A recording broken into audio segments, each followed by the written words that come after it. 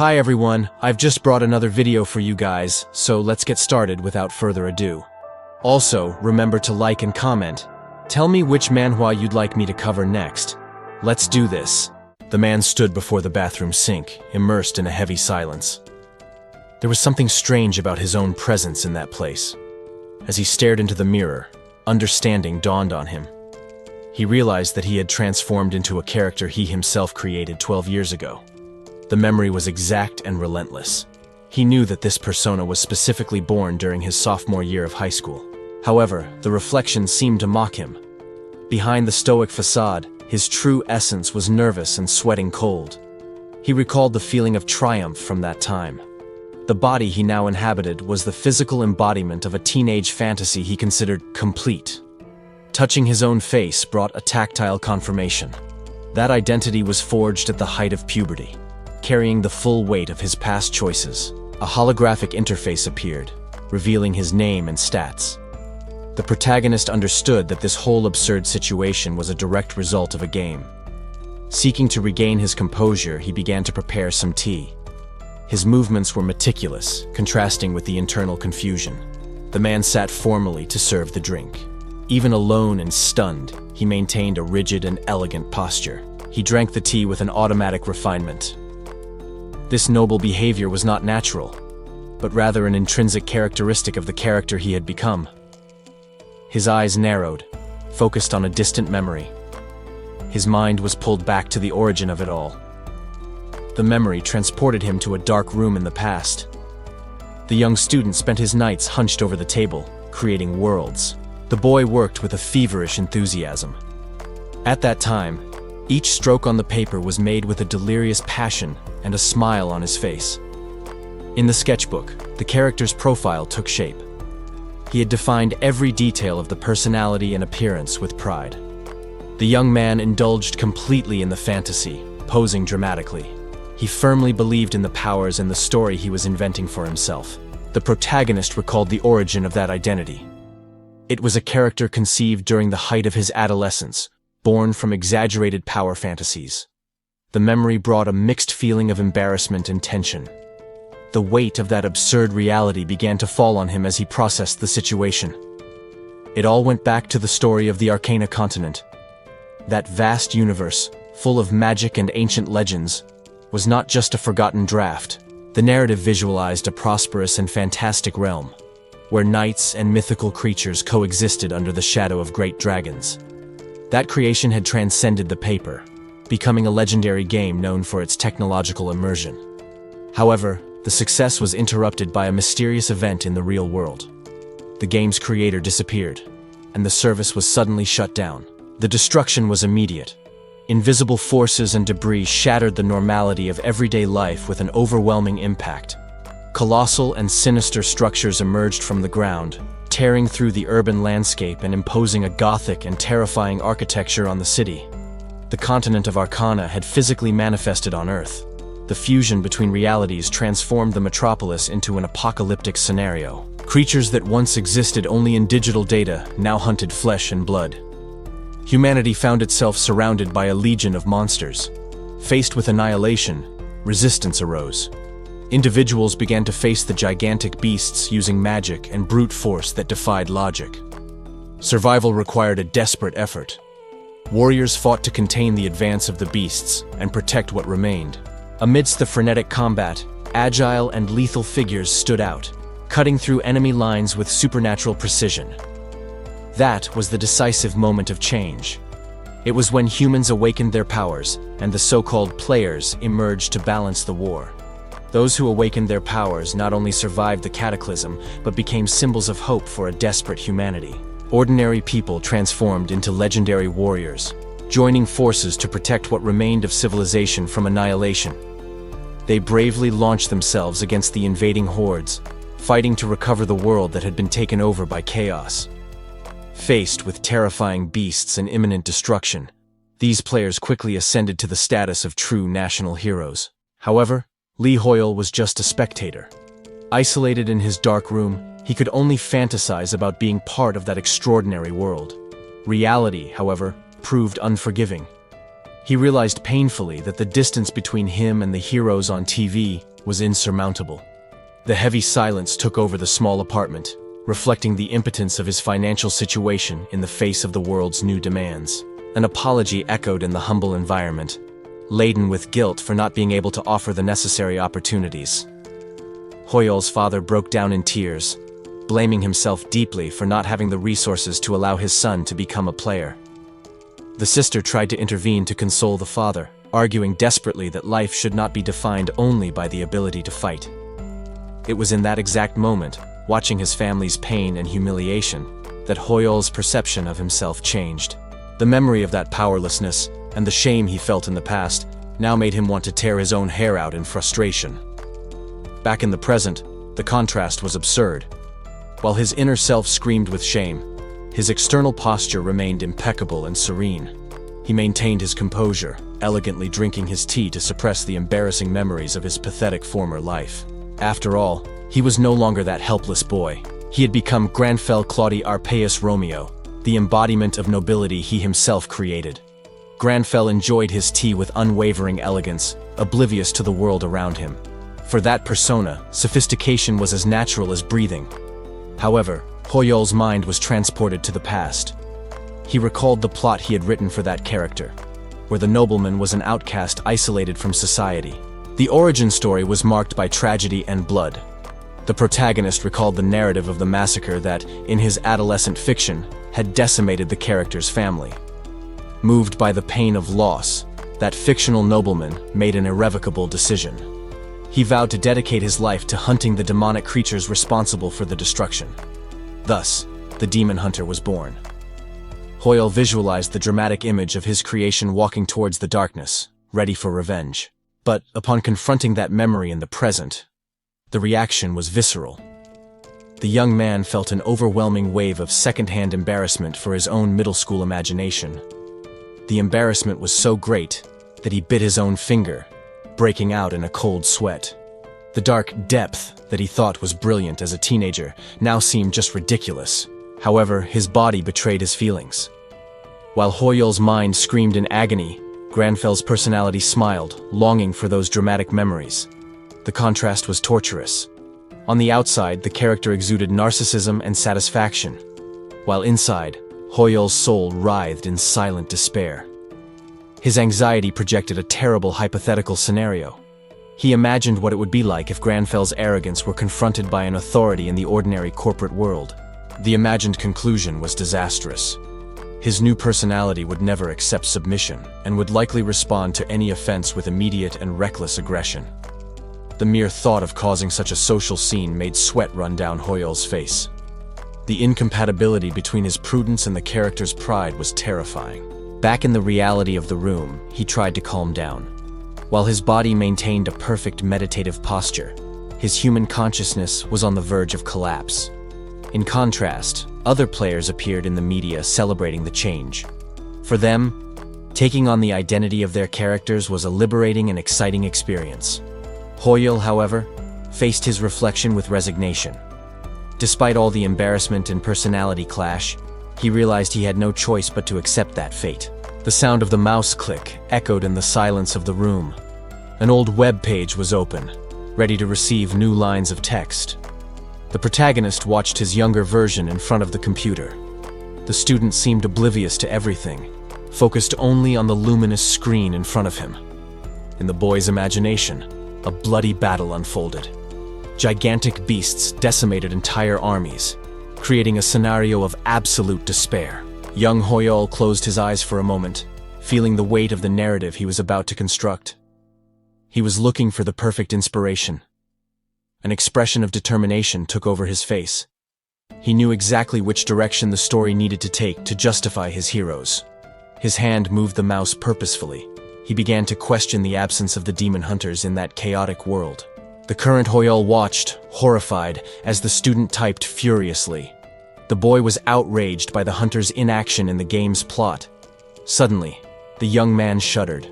A dramatic revelation appeared on the screen, surprising both the creator and his future version. The truth was brutal. The demon hunter's base was not inactive. It had been completely destroyed. The massacre was total. Flames consumed the old fortress. Bodies of knights and archers lay among the rubble, marking the tragic end of that order. The student stared at the monitor, stunned. The magnitude of the tragedy he had just inserted into the character's story left him paralyzed. However, amidst the destruction, combat skills with grandiose names shone. The fantasy of power mingled with the dark narrative. Steady hands adjusted the cuffs of the shirt with precision. It was a gesture of composure that contrasted with the chaos of that memory. Granfell remained there, impeccable and solemn. He was the living result of that tragic story, maintaining his dignity above all else. The Red Tower stood imposing in the darkness. It was the silent monument of a bloody past that now defined his reality. The city seemed to have recovered from past events, with hunters and civilians mingling in the streets. There was an atmosphere of camaraderie and reconstruction in the air. Office workers enjoyed their break, laughing and drinking, oblivious to the dangers that lurked. Normality reigned, at least on the surface of that sunny day. However, a solitary figure walked through the crowd. While everyone connected digitally or personally, he remained isolated on his own journey. Hoyol's body reacted viscerally to the implanted tragic memories. Tears of blood streamed down, a physical manifestation of his character's pain that he couldn't control. Echoes of old alliances resonated in his mind. The memory suggested the formation of a group, a tactical decision made to face what was to come. A cell phone vibrated, displaying the time and a photo revealing close ties between the adventurers. Their destination was set for the underground warehouse. The group leader, a tanker, protected by heavy armor, checked his device. He looked pleased and confident, just waiting for the last member. The companion beside him watched attentively. There was a silent, analytical expectation behind those lenses as the moment approached. That's when Hoyol arrived at the location. His formal attire and elegant posture stood out from the others, immediately attracting the attention and curious glances of passers-by. The group leader noticed the stranger in the suit. With a friendly smile and open gestures, he prepared to welcome the newcomer. However, the protagonist just stared at him in silence. His gaze was penetrating and serious, coldly analyzing the one who was trying to start a social interaction. Suddenly, reality shattered. A violet energy tore through the urban landscape, distorting the environment and announcing the phenomenon known as a rupture. Subtle panic set in as the magical barrier enveloped everyone in the area. While the others checked their devices in confusion, the hunter in the suit remained still. Hoyol's eyes narrowed, but not out of fear. He maintained Granfell's cold and haughty composure, assessing the threat that had just manifested. The system interface materialized before him, confirming the situation. The location was identified as a mid-level danger zone, and the destruction count had already begun. The protagonist mentally visualized his character's glorious past. An illuminated staircase stretched before him, leading to a legion of heroes in the shadows. Those silhouettes represented Granfell's former companions. They were formidable warriors who, in the original story, had fought alongside him against the darkness. Back in reality, the silver-haired man observed the current scene. He silently compared the greatness of those legends with the people who were now in front of him. It was just an ordinary group of hunters. The team members chatted and laughed with each other, displaying a lightheartedness that seemed out of place for the moment. The group leader, a tanker named Nam Cheolman, took the initiative. With a friendly smile, he addressed Granfell, trying to establish a cordial connection. However, the demon hunter maintained a stern expression. His gaze judged the other's casual attitude, deeming it inappropriate for the gravity of the situation. The outside world faced chaos, with destruction rates increasing globally. The news conveyed the panic of a society watching its reality merge with the game. Only awakened players were allowed to act. It was up to them to enter the ruptures and neutralize the threats that functioned as ticking time bombs for humanity. Ignoring the tension, the group tried to keep their spirits high. The leader clapped his hands to get their attention, acting as if it were just another routine incursion. A contrasting image appeared in the protagonist's mind.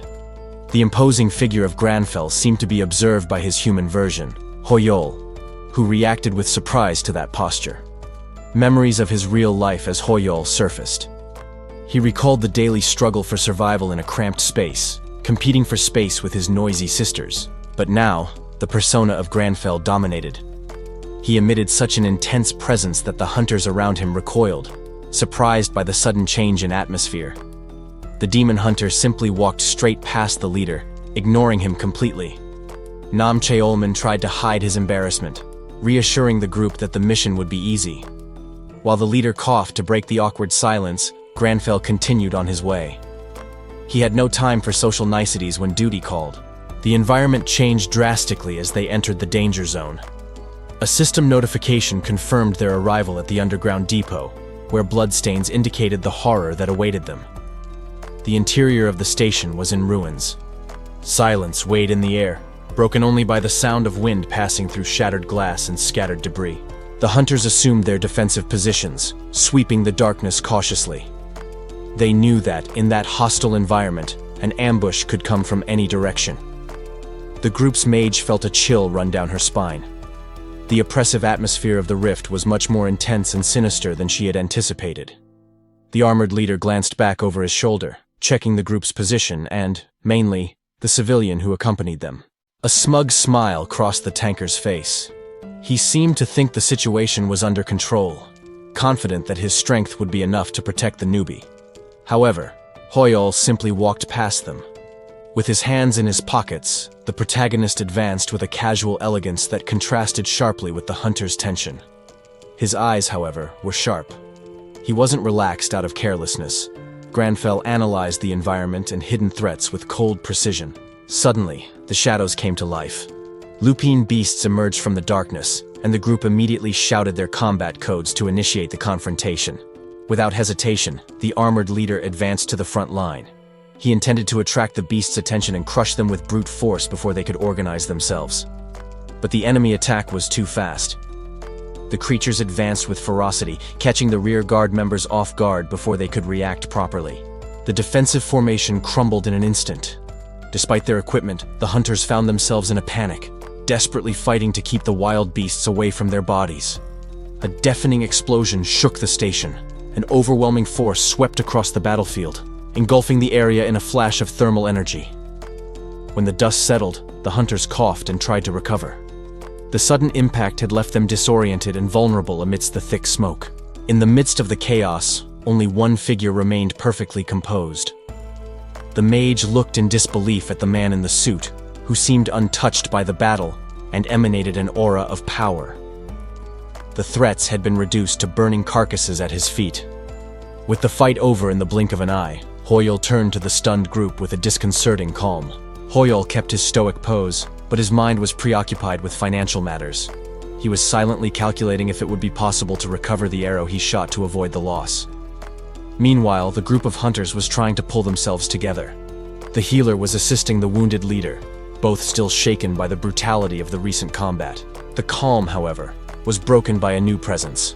An armored figure emerged from the shadows, approaching the leader from behind with clearly hostile intentions. Without any warning, the newcomer attacked. He grabbed the group's leader violently, catching the exhausted hunter completely off guard. Panic twisted the captured man's face. He screamed in despair, realizing that they had fallen into an even worse situation than before.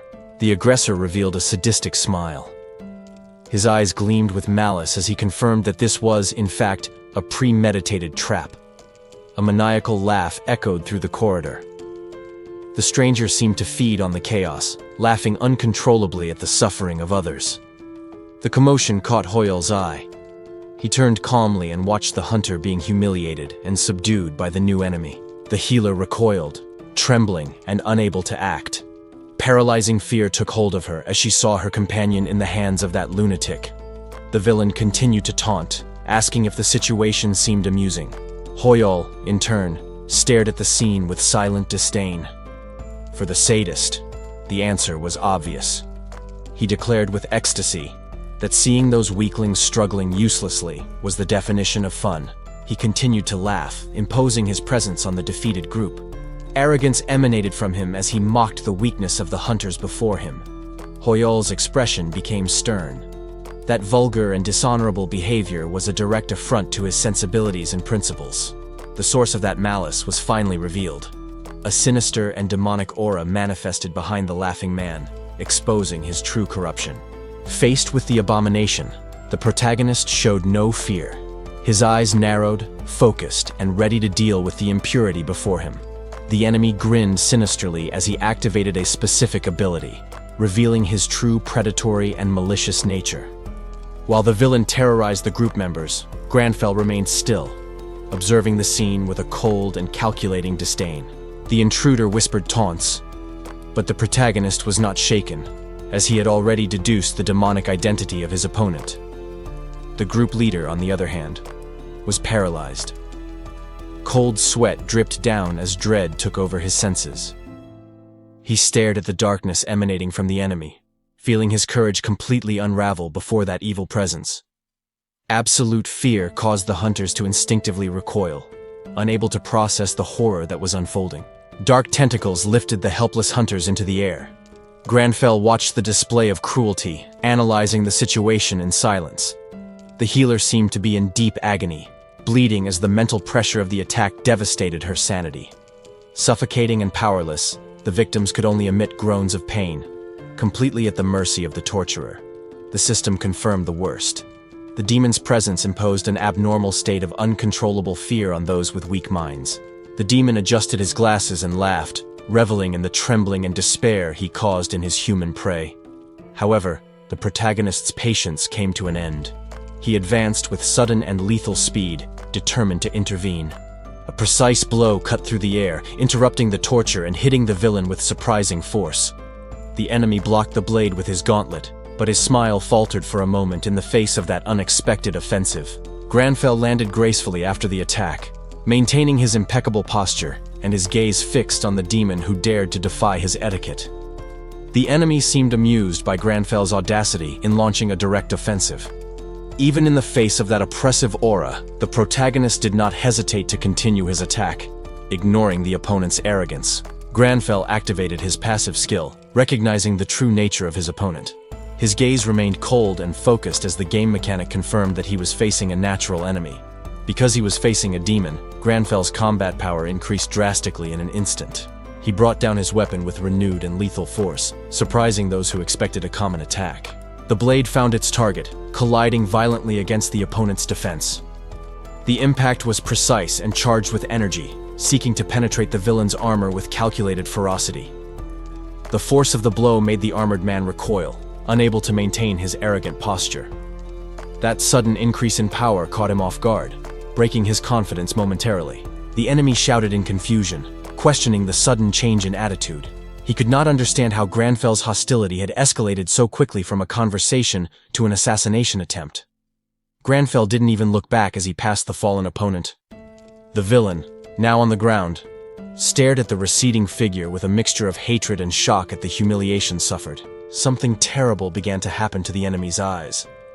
Dark tears streamed down his face, signaling that the internal corruption was manifesting physically after the damage received. A guttural scream echoed through the place as the villain writhed in agony on the ground. Granfell maintained his firm and elegant pace, completely ignoring the suffering of the creature he left behind. The transformation accelerated, distorting the man's features into something monstrous. His humanity was being rapidly erased by the demonic energy that leaked from within. His expression darkened even more, revealing absolute contempt. For Granfell, talking to a demon was far beneath his dignity and principles. The corrupted hunter clutched at his face, where blood and darkness mingled. The pain of rejection and transformation seemed unbearable, shattering his mind. Suddenly, a memory surfaced amidst the chaos. In the distant past, that man had shown genuine concern and care for a wounded companion. In that memory, the man smiled gently, a stark contrast to the monster he had become. It was a painful reminder of the humanity that had been lost to the darkness. The group leader let out a heavy sigh, believing the most critical moment had passed. The tension from the previous combat finally left his shoulders, allowing him to lower his guard. The young man with glasses, covered in bandages, smiled sheepishly. He scratched the back of his neck, seeming embarrassed by the sudden attention he was receiving after the conflict. The heavy atmosphere gave way to immediate relaxation. The leader laughed openly, making fun of the situation, while his companions behind him relaxed, infected by the good humor of the moment. With exaggerated force, The robust man gave the injured boy a friendly slap on the back. The camaraderie between them seemed genuine, ignoring for a moment the danger that permeated that place. The teasing continued playfully, questioning the young man's position and maturity. He kept the smile on his face, although the cold sweat indicated a discomfort that went beyond simple shyness. Suddenly, a sinister presence manifested in the young man's mind. A malevolent voice echoed internally, offering unsolicited help from the depths of darkness. Before he could react, the young man's body was violently shaken. A red and sharp energy pierced him from the inside out, tearing through the air and subjugating his will. The demonic entity assumed total control, decreeing that the human's consciousness should recede. The boy was forced to become a mere spectator in his own body as evil took the reins. Confusion took over his expression as the color of his eyes changed drastically. He tried to understand the invasion in his mind, but his voice failed in the face of complete possession. Enveloped in a dark and menacing aura, he was no longer the same ally as before. With a new murderous purpose, the corrupted figure prepared to launch himself against the group. The leader's smile disappeared instantly, replaced by pure horror. In the background, Granfell watched the turn of events with his usual coldness, as if analyzing a predictable failure. The newly created monster advanced with brutal speed, ignoring any previous ties. Panic spread among the hunters, and the healer retreated, trembling before the approaching deadly onslaught. Chaos broke out in the group, with members being attacked and thrown around. Granfell, however, remained motionless in the foreground, observing the disorganization of others before deciding to intervene. The possessed one's fury was suddenly interrupted. Dark and gigantic claws emerged from nowhere, grabbing him with crushing force and paralyzing his movements in the air. With surgical precision, Granfell ended the turmoil. He manipulated the shadows to impale the enemy against the wall and the floor, restoring control of the situation with a single, lethal movement. Granfell remained unwavering in the face of the chaotic energy that filled the environment. He knew that the battle had changed in nature, requiring an even firmer stance to contain the evil. The demon hunter shouted, furious at the audacity of the invading entity. He condemned the creature for inflicting such pain on an innocent's body, without any hesitation or remorse. The demon, using the voice of its host, retorted with vile blackmail. He challenged Granfell's morality, questioning whether he would have the courage to become a murderer to achieve his goal. The protagonist, however, only observed the scene in absolute silence. The beast's attempt at emotional manipulation found no opening in his icy and analytical composure. A slight sneer appeared on his face. Granfell understood the situation immediately, and realized that the monster's threat was irrelevant in the face of his determination. The creature hesitated, caught off guard by the hunter's unexpected reaction. Genuine fear replaced arrogance as he noticed that his human shield might not be enough to protect him. Without giving the enemy time to reason, the hunter advanced. He moved with the speed and certainty of someone who had already decided the outcome of that confrontation. His hand tightened on the sword hilt with surgical precision. There was no tremor or doubt in his gesture, only the cold preparation for a definitive blow. The blade descended mercilessly, cutting through the darkness and flesh. The attack hit the target with full force, ignoring the apparent risk to the host's life. The impact was brutal, eliciting a scream that echoed through the room. That audacious movement was living proof of the unwavering pride that guided every action of Granfell. The hunter maintained his haughty posture after the attack. He looked back coldly, confident that his judgment and execution had been impeccable. On the ground, Cheolman lay motionless and silent. The evil influence seemed to have been forcibly purged by the blow, leaving only the exhausted human behind. Suddenly, the man woke up in a panic, panting and terrified. The horror of the possession was still fresh in his mind, making him scream as he regained consciousness. He touched his face, trembling and deeply confused. Cheolman seemed unable to believe that he had survived that violent and risky exorcism intact. The other members of the group immediately rushed to help him. Concern took over everyone as they saw their leader saved, but visibly shaken by the traumatic experience. The victim's hand was still shaking uncontrollably, a physical reflection of the terror and possession he had just experienced. The group leader watched the scene in silence, stunned, trying to process how quickly the crisis had been resolved. Granfell, maintaining his impeccable posture, crossed his arms. He assured those present that there was no more cause for immediate concern. With the calmness of a professor, the silver-haired mage began to explain the nature of that evil force. The adventurers, still lying on the ground, listened attentively to the lesson on how negative human emotions served as fuel for demons. Granfell extended his hand in a solemn gesture, instructing the group to abandon fear, as that feeling only strengthened the enemy. The recently freed young man lowered his gaze, bitterly understanding that his own pride had been the flaw exploited by the entity. With the moral issue resolved, the protagonist checked the spoils of battle. To his disappointment, the system window indicated that there were no items to collect. Meanwhile, far from the damp dungeons, daylight bathed the imposing corporate headquarters of a large guild. An assistant monitored social media, finding heated discussions in the forums about the mysterious mage who had recently emerged. Across the table, an imposing figure delicately held a teacup, awaiting the morning report. The employee displayed his cell phone screen, showing his superior the comments and online repercussions of Granfell's actions. That was Nam Taemin, the master of the Gaon Guild, and 11th in the world ranking of players. The reaction was immediate and not at all subtle. The barbarian spat out all of his drink, completely shocked by the report's content. Curiosity took over him. Nam Taemin wondered what kind of person would be capable of causing such a stir and changing the current landscape so much. In a private and well-guarded room, a report on a mysterious individual was being delivered. The conversation focused on the man's recent deeds, which included impressively hunting a demon. Nam Taemin, the guildmaster, listened attentively. What intrigued him most was the subject's fighting style. He used a dagger instead of magic, which was unusual for someone with so much apparent power. The subordinate continued his account, expressing gratitude for his boss's attention. He seemed genuinely perplexed by the hunter's choices, which did not match his evident abilities. Recognizing that his story sounded fantastic, the employee tried to lighten the mood with a joke.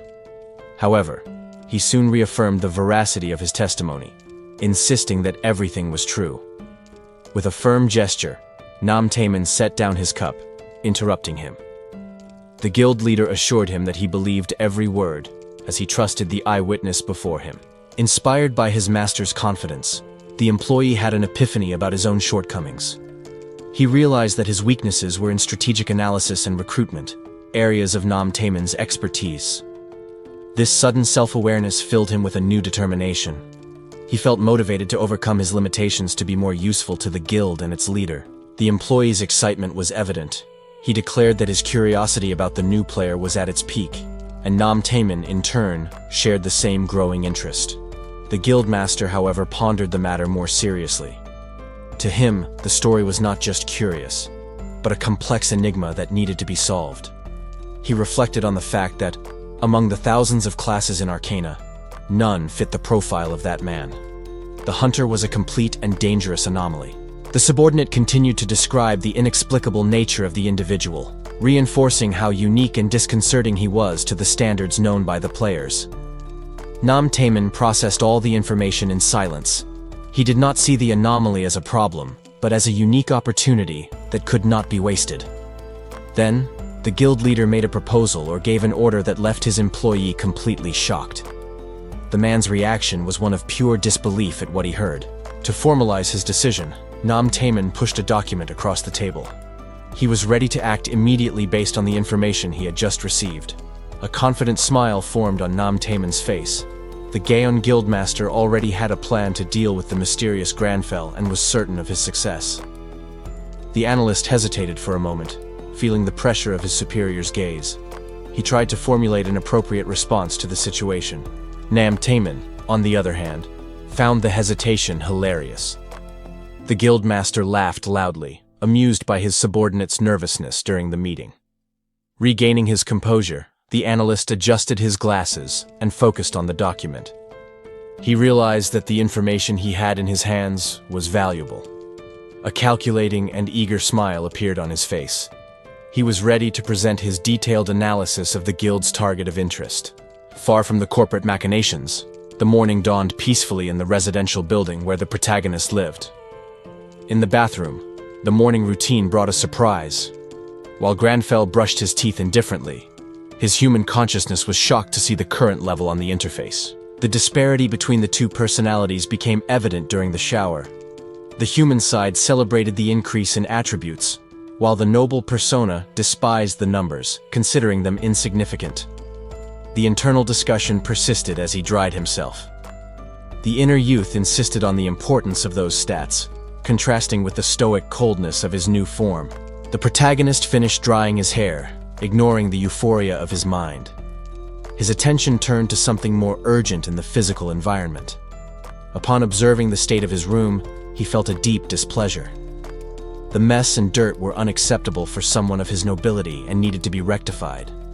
Driven by an uncontrollable compulsion, he began a rigorous cleaning. His human consciousness merely watched, perplexed, as the body obsessively dedicated itself to cleaning the windows. The housework consumed precious hours. The sun began to set over the city, marking the end of an exhausting day of tidying. With the house impeccable, his attention turned to the kitchen. Dinner was being prepared with the same precision and care dedicated to cleaning. He tasted the broth, seeking perfection in flavor. The expression of serenity on his face indicated that the meal met his rigorous standards. Proud of his healthy and productive lifestyle, he prepared to serve. Behind him, however, his human soul was on the verge of physical and mental collapse. The protagonist finished the housework with impeccable precision. Under the influence of his new personality, even washing dishes demanded absolute perfection. Hoyol reflected on how his life had changed. That haughty character he created in the past now dictated every step of his routine. Thanks to this obsession with etiquette, he was living much healthier. He sat down to enjoy some tea while organizing his thoughts on paper. With a graceful movement, he placed the cup on the table. The noble posture remained firm even in the smallest everyday gestures. He began to list the settings he had invented years ago: unmatched magical talent, superior intelligence, and perfect physical conditioning. The young man put his hand to his forehead, feeling deep shame. He had exaggerated at the time, creating a character that was too perfect, without any flaws. A notification on his cell phone interrupted his self-criticism. It was a message from the group leader he had recently hunted with. The text was respectful and came with an important file. It was an official recruitment proposal sent by the prestigious Gaon Guild. Without wasting time on hesitations, he began typing an immediate response right there. He sent the message and dropped the device aside, uninterested. His attention quickly returned to the notebook in front of him. He needed to understand the theory behind his own powers. He searched for videos of renowned mages on the internet to understand the fundamentals of modern magic. Meanwhile, at the guild headquarters, the received response caused an astonished silence among the recruiters. The guildmaster couldn't believe what he was reading. The reaction to the message was pure disbelief and frustration. The subordinate remained tense, holding the cell phone, while the leader tried to process the content of that unexpected response. Indignation exploded in the office. The guildmaster shouted, demanding to know what specific errors the protagonist was referring to. The city rested under the glow of the magical phenomenon. However, discussions about the local guilds were far from over. The guild officer reflected on the situation. The image of that mysterious man and his arrogant attitude wouldn't leave his head. Suddenly, the calm was broken. The red-haired man slammed his fist on the table violently, outraged by what he had just heard. He stood up abruptly, demanding explanations while shouting. Meanwhile, his colleague remained seated, checking his cell phone with disconcerting calmness. Disbelief was etched on the hunter's face. He simply couldn't accept that information as truth. The analyst hesitated, visibly uncomfortable. Explaining the logic behind that bizarre event was a thankless task.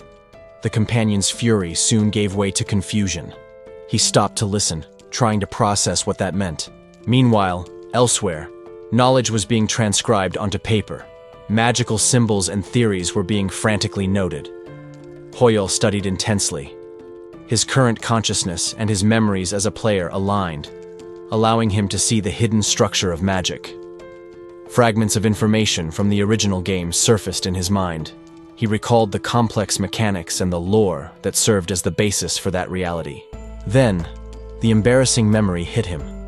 He remembered the youthful enthusiasm when creating a character who was supposed to be an incomparable genius. The young creator looked at the holographic screen with pride. At that time, he believed he was shaping the ultimate masterpiece. With a sly smile, he planned every detail of the attributes. He didn't just want a strong character, but something that would break the rules of the system. His finger pressed the interface without hesitation. He decided to invest his points strategically, ignoring conventional balance to focus on pure magic. The dramatic script was then established. Granfell, the last survivor of a noble clan, would walk the lonely path of a demon hunter seeking revenge. Hoyol stared at the holographic screen in front of him attentively. There was a specific detail in the character's attributes that needed to be checked. His finger touched the interface, highlighting the luck attribute. The value was the lowest possible, confirming that the construction of that character completely ignored probability in favor of style. Later, already lying in bed, the protagonist kept the interface open.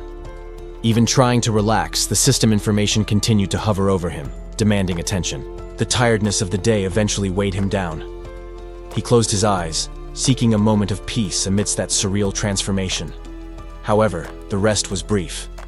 Hoyol's eyes suddenly opened, his mind alert, interrupting the silence of the room with a sudden realization. In front of the bathroom mirror, a new system notification appeared. The young man froze, surprised by the unexpected content of the message that floated in the air. The situation was so absurd that, internally, he couldn't contain a reaction of shock, contrasting with the cold appearance he now possessed. Seeking to understand what was happening, he went to the computer. He needed to cross-reference the system information with current news from the world of hunters. The screen displayed headlines about high-level players and global rankings. The world celebrated the strongest, which made his own situation even stranger. The protagonist frowned, analyzing the logic of the game. Rationally, it was impossible for someone at level 67 to receive such an important class mission. The answer, however, seemed to lie in the exclusivity of his role. He recalled that, in this new world, he was the only demon hunter in existence. While visualizing the dark aura of his class, he realized that the scarcity of players with that title altered the normal rules of progression. Daylight filtered through the blinds as the theory solidified. The system wasn't prioritizing level, but rather the rarity of the class. His hand stopped abruptly over the mouse. The movement ceased as soon as the logical conclusion became undeniable. Hoyol leaned back in his chair, resting his face in his hand. His deduction was correct. The quest was generated because there was no one else capable of completing it. The protagonist narrowed his eyes, focused. He knew that the situation demanded total attention to the details that were to come. The landscape before him was desolate. The ruins of Akshan stood under a dark sky, exuding an aura of decay and ancient danger. While the others around him showed obvious shock and fear, Granfell remained impassive. His posture contrasted brutally with the panic of the other candidates.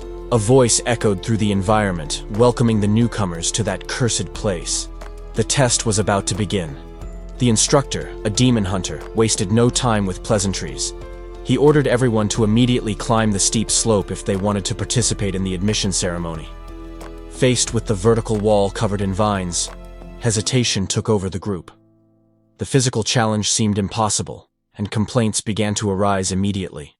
The climb proved to be brutal. Shouts of frustration and bodies slipping marked the candidates' slow and painful progress up the wall. Those who survived the climb were greeted by the instructor in a precarious lodging. He coldly announced that this would be their resting place from now on. The effort left most of the candidates on their knees, exhausted or sick. Granfell, however, remained standing, refusing to show weakness despite his fatigue. The instructor's harsh orders during the climb made the objective clear. This test served to eliminate anyone who didn't have the determination necessary to survive in Akshan. The young man recalled the fundamental mechanics of the game. He knew that demons exploited the human mind, and this training aimed to strengthen the psychological aspect. All of this was part of the prologue for his specific class. It was a scenario that he had already selected and experienced countless times through the interface. Memories of the exhausting grind came to the surface. The monotonous repetition and mental wear were old acquaintances of the player behind the character. The tenacity he cultivated playing the game now merged with his new reality. The creator and the creature shared the same stubborn resistance built through that digital experience. Meanwhile, in the awakened world, the institution responsible for monitoring such phenomena remained active. The Korean branch of the AAU continued its operations amidst the chaos. In the real world, entire corporations were mobilized to deal with the chaos and damage caused by the emergence of the game. The role of these analysts was vital: to collect information about arcana and process strategic data to assist players in the field. The work, however, could be exhausting and monotonous. One of the employees stretched his arms, feeling the weight of boredom and physical fatigue. He questioned the colleague next to him, doubting that any relevant update would appear in that moment of calm. The other, more diligent, cut off the small talk immediately. The order was clear: continue updating the page incessantly until something changed. Suddenly, the routine was broken. The analyst's expression changed drastically as he noticed new information appearing on the screen. The reaction was explosive. The shock caused one of them to almost fall out of his chair, while the other leaned forward in disbelief. Fear was etched on both of their faces. What they were seeing defied any logic or prior preparation. Panic spread through the office like wildfire. Phones began to ring frantically, and employees screamed, threatening to abandon their posts in the face of the news. Ignoring the chaos around him, the analyst with glasses focused intently on the monitor. He needed to confirm the magnitude of the disaster. The revealed threat was terrifying. An absurdly high-level boss, Count Ascura, had been identified by the system. The despair was mathematical. They compared the data and realized that the monster far surpassed the level of the strongest player in the current world. The logical conclusion was devastating. There was no known human force capable of subduing that creature at that moment. The communication system was flooded. Messages from reporters and alerts about the NPCs in the danger area kept arriving. The analyst adjusted his glasses, trying to process the gravity of the situation. This wasn't just a difficult challenge, it seemed like a death sentence. Before his life turned upside down, Hoyle enjoyed the quiet moments in the office to follow the universe he loved so much. However, the peace of that corporate environment was fragile. Suddenly, a colleague's frustration broke the silence, bringing chaos to the routine. The pressure of work weighed on everyone, turning tired faces into masks of pure stress and anxiety. Back in his new reality, the protagonist tried to maintain the characteristic elegance of his character, even when performing a simple act like drinking something. However, his body did not correspond to his will. His hands trembled uncontrollably, spilling the liquid, while his human consciousness cringed with shame at the total lack of motor coordination. Even a quick purchase at the convenience store became an ordeal. He firmly refused help, trying to preserve his dignity, despite the tremors that betrayed his weakness. The result of his lack of dexterity was evident in the meal. What should have been a simple sandwich seemed to have been mutilated, reflecting his physical inability. Eating required absurd concentration to avoid making a mess. While his body struggled to get the food to his mouth, his mind plunged into deep regret for the humiliating situation. The memory of his past arrogance surfaced. He vividly remembered the moment when, full of confidence, he selected that cursed mission in the game. Now, lying in the darkness of his room, he cursed his own naivety. That impulsive choice years ago was the root of all his current suffering. Determined not to surrender to weakness, he sought out the local park as soon as day broke, ready to test the limits of that new body. The young man hung on the exercise bar, but reality was cruel. His arms trembled violently, unable to sustain the effort, turning the workout into torture. Frustration overflowed in profane thoughts.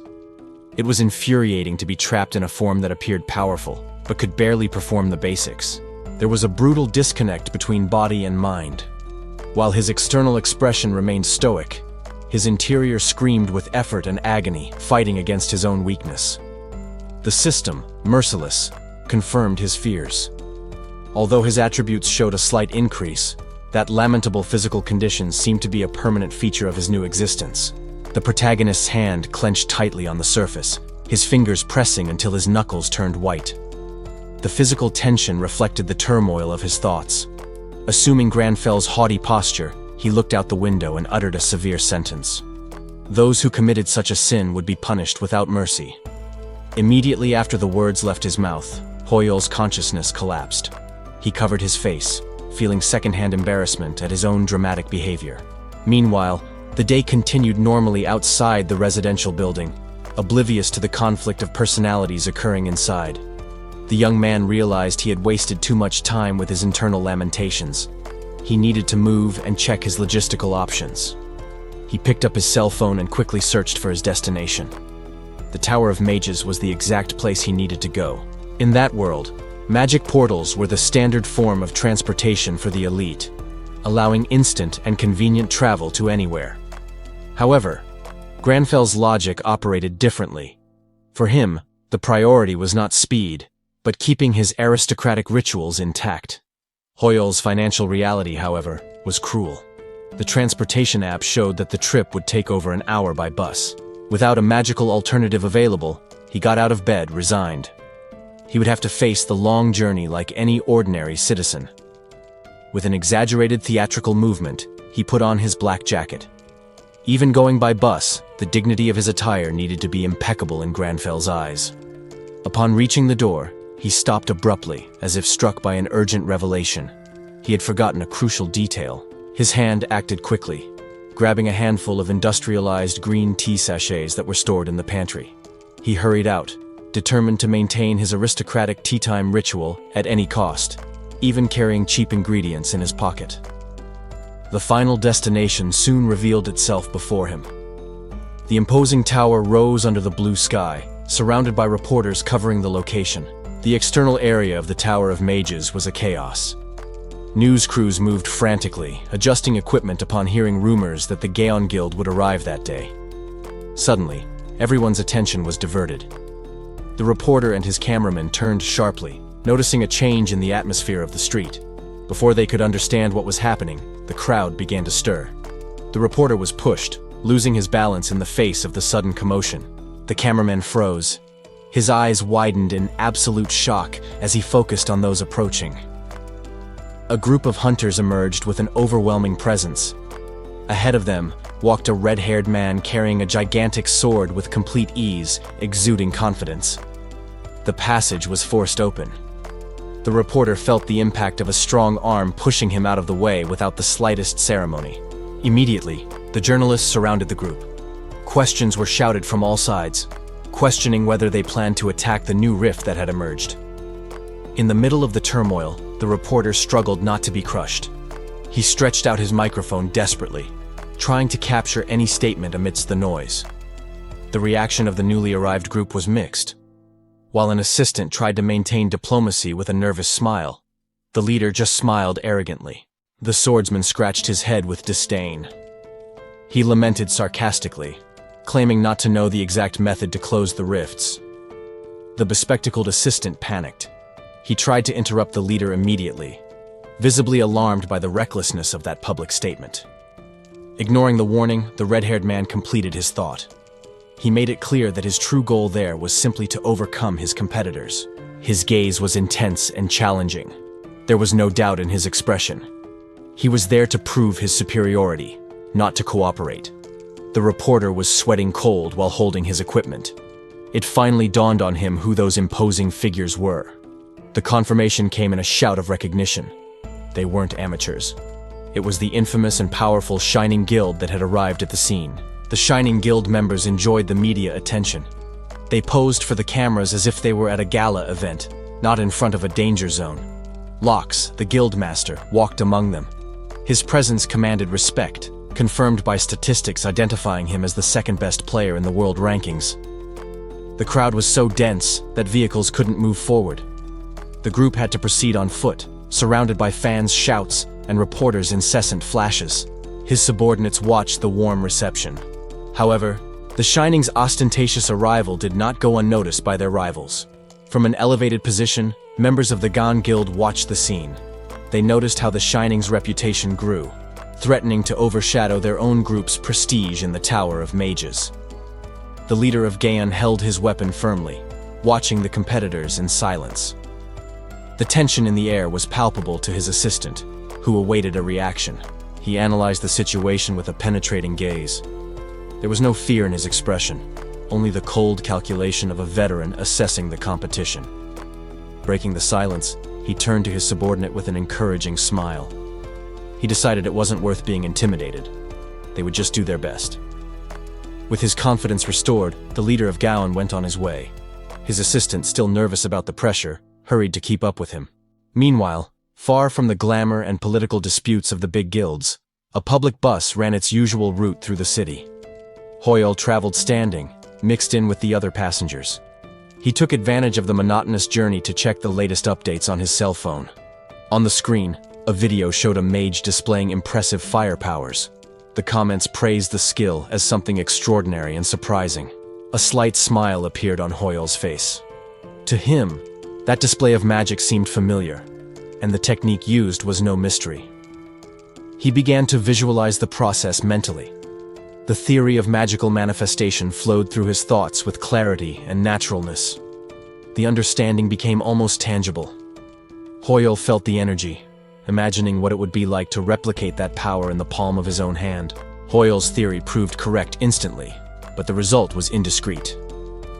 A living flame erupted in his hand, frightening the passenger next to him. The driver reacted immediately to the danger. He shouted furiously, scolding the passenger for activating combat skills inside a moving vehicle. Internally, Hoyle panicked, begging his body to apologize. However, his persona, Granfell, maintained his haughty and arrogant posture, refusing to show remorse. Despite the social embarrassment, the success was undeniable. The system confirmed that he had learned the skill just by observing the theory, validating his potential. The protagonist analyzed the details on the holographic interface. The ease with which that body assimilated magic was an advantage he needed to understand better. The bus finally arrived at its destination. Hoyle got off at the stop, leaving the incident behind and focusing on the goal that had brought him there. Upon entering the building, he came across a busy lobby. Several hunters and mages circulated around a huge crystal that dominated the center of the room. Granfell observed the environment with a critical eye. The interior of the Tower of Mages revealed itself to be much vaster and more complex than its external facade suggested. Suddenly, an energy fluctuation caught his attention. He raised his face, feeling the magical density increase as he approached the objective. Before him, a mass of blue energy swirled incessantly. That imposing vortex was, without a doubt, the portal that led to the rift. Hoyle's eyes narrowed in absolute focus. His keen magical perception began to dissect the structure of the phenomenon before him. A vague yet powerful sensation took over him. The mage felt that the very essence of that portal could be manifested or manipulated by his will.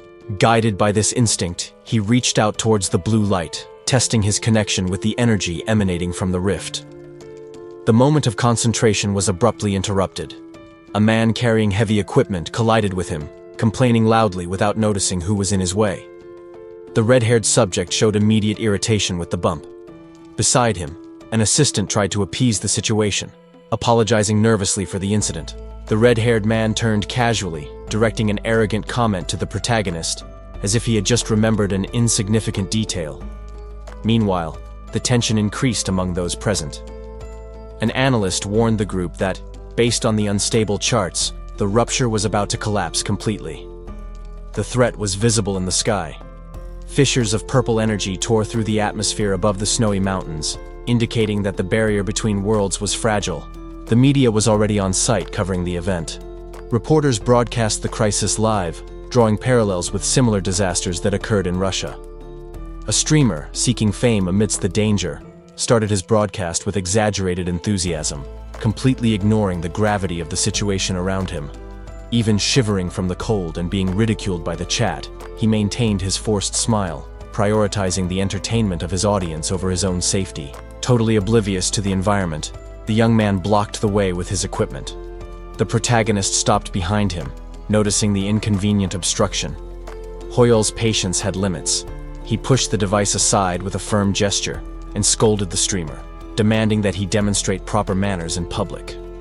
The young man reacted with immediate fury, shouting in protest for being touched and interrupted during his live broadcast. However, his anger evaporated instantly. Upon facing the protagonist, he felt an oppressive and terrifying aura that silenced him completely. Hoyle went his way without looking back, exhaling the frigid air. The streamer, now intimidated and trembling, tried to disguise his fear with confused excuses. Ignoring the commotion, the protagonist walked resolutely towards the gigantic energy rift that pulsed ahead, separating himself from the crowd. He arrived at his destination. With an analytical and stern look, Hoyle confirmed the location of the anomaly, ready to intervene. Suddenly, the silence was broken by hurried footsteps.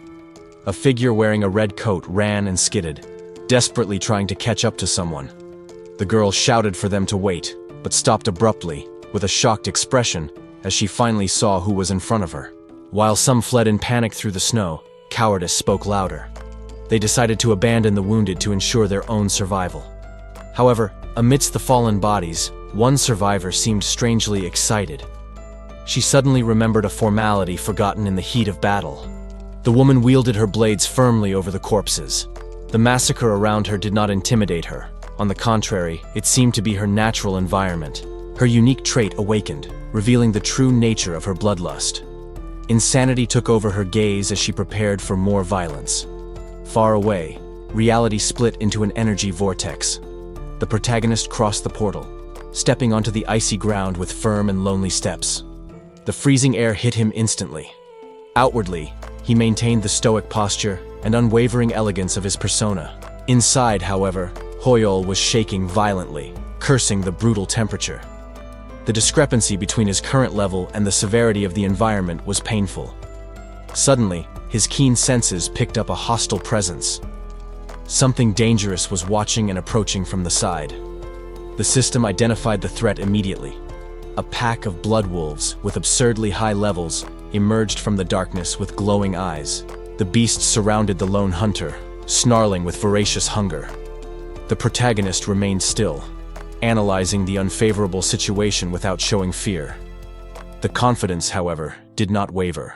An arrogant certainty of victory arose in his mind, defying the logic of that deadly situation. The monsters attacked in unison, their fangs targeting flesh and bone. The ferocity of the coordinated attack left no room for error. With a fluid and elegant movement, he summoned his power. A weapon made of pure light instantly materialized in his open hand. He faced the horde without taking a step back. With disdain, he announced his intention to purify those creatures, treating the deadly combat as a mere lesson in etiquette. His eye glowed with intense arcane energy. The protagonist fully assumed his haughty persona, ready to discipline the beasts with absolute authority. The battle raged relentlessly in the snowy mountains. The group of hunters faced the creatures amidst the icy chaos, with the sound of combat filling the air. The orange-haired huntress attacked with excessive brutality. She struck the beast fiercely, demonstrating overwhelming strength and an almost uncontrollable fury.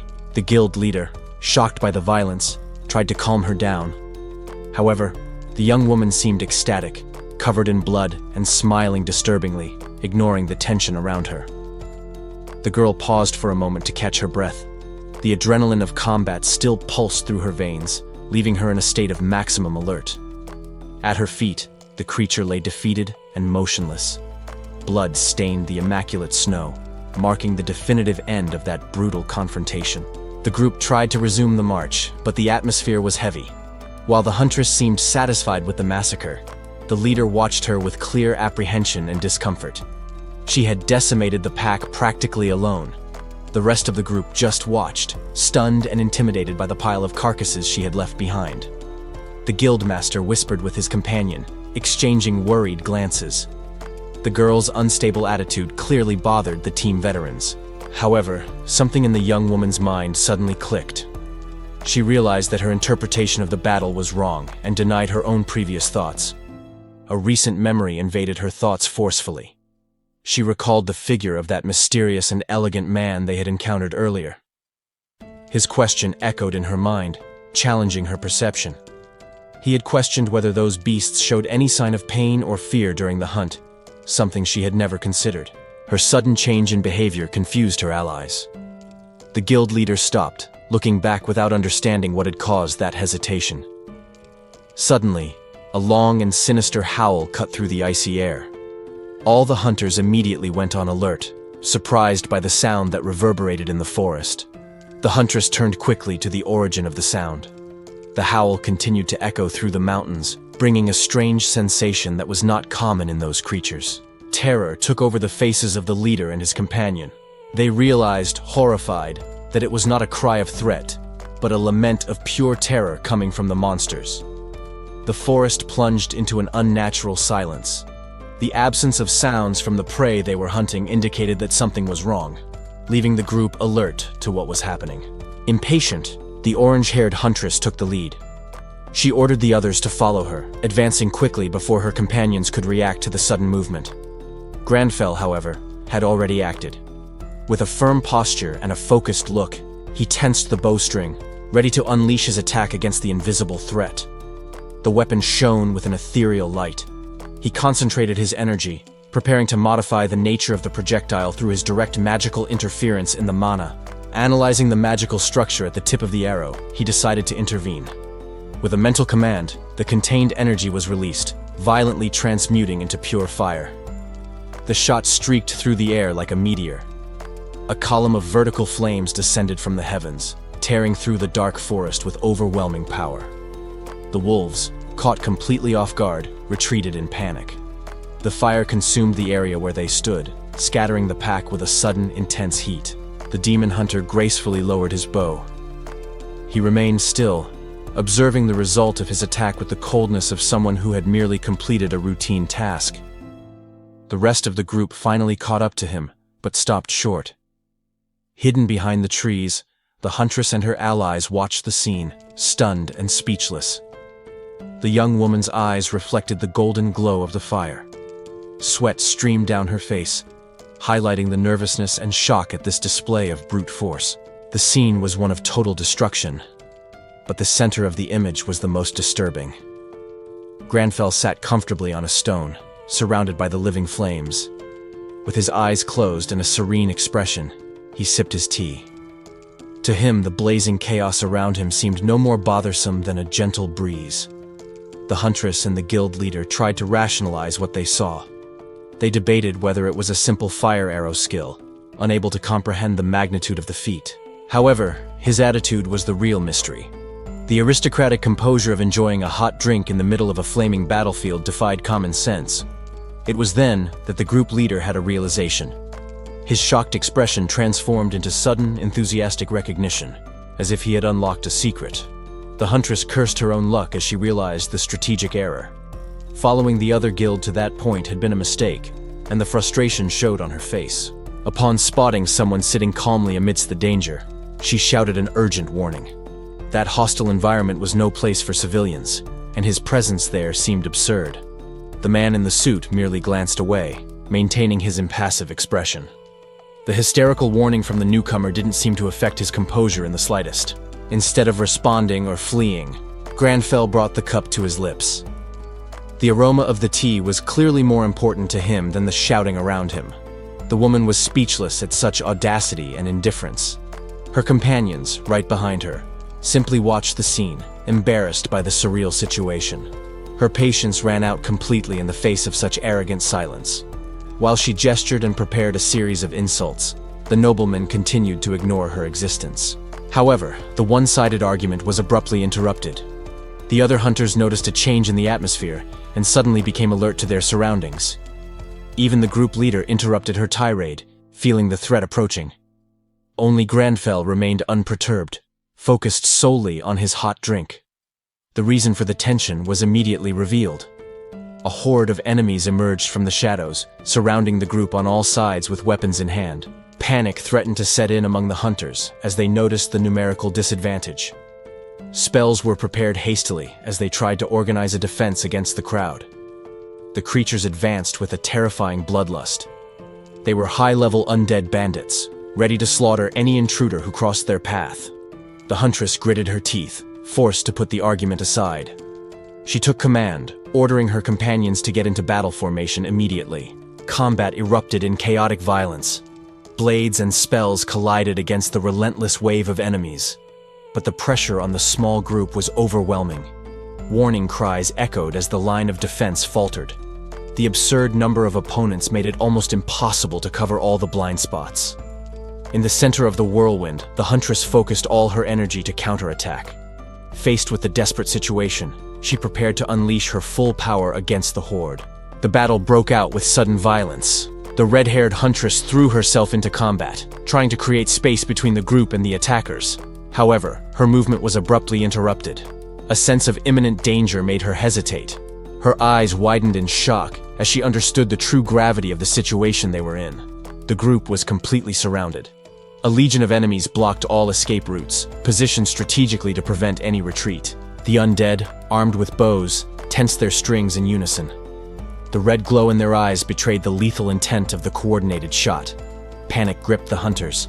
Cornered and without options, they turned desperately to the guild leader, begging for an order that could save them.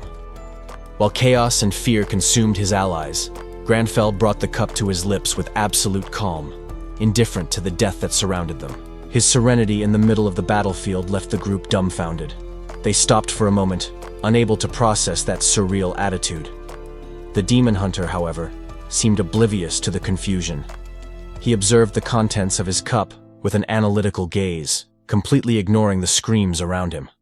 Taking advantage of the group's momentary distraction, one of the creatures leapt from the shadows above them, descending with murderous fury. The huntress noticed the aerial ambush, but her reaction was frozen by shock. The danger was too close to be avoided conventionally. Granfell, for his part, calculated the risks internally. He knew he would need to manifest an absurd amount of mana, risking fainting if his assumption was wrong. While concentrating energy, a critical doubt arose. He questioned whether the magic he was manipulating operated outside the conventional rules of the system's abilities. Ignoring the uncertainty, he unleashed the power. Complex magic circles materialized vertically above him, illuminating the darkness with an intense bluish aura. The energy flowed in a controlled manner, causing the object in his hand to levitate. The magic was ready to be unleashed. Magical energy physically manifested, descending as pillars of light to intervene on the battlefield. Granfell's complex spell finally took shape. The red-haired huntress instinctively shielded herself, awaiting the crushing impact that seemed inevitable. She gritted her teeth, bracing for the worst. However, the fatal blow never came. She opened her eyes, confused and hesitant, realizing that something extraordinary had interrupted the attack. The group leader and his companions stared at the sky, astonished. They questioned aloud why the imminent destruction had ceased so suddenly. To everyone's surprise, the massive rock that should have crushed them hovered motionless in the air, suspended by an overwhelming magical force that defied gravity. The young warrior watched the floating mass with total disbelief. That level of magical control was far beyond what she expected to see in any hunter. Granfell calmly emerged behind her, breaking the silence. Coldly, the demon hunter clarified that this phenomenon was not a simple system ability. The huntress froze, trying to process the information. The claim that it transcended known skills left her completely perplexed. The protagonist smiled confidently, touching his own face. He seemed pleased, demonstrating that this display of superiority was just natural behavior for someone of his kind.